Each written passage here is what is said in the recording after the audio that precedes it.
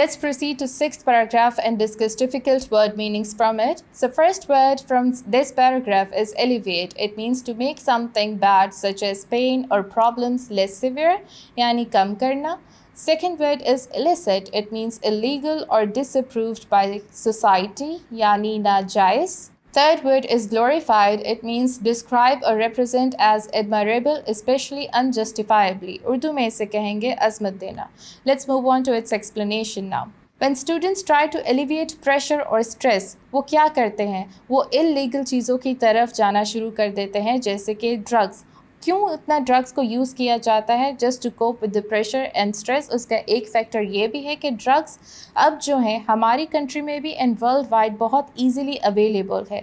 आपको बहुत easily drug dealers मिल जाते हैं जो आपको ड्रग्स ला के दे सकते हैं. In addition in many college and university events क्या किया जाता है, अल्कोहल को और ड्रग्स को इतना ज़्यादा टेम्पटिंग वे में दिखाया जाता है कि बच्चे इस तरफ जाने पर मजबूर हो जाते हैं.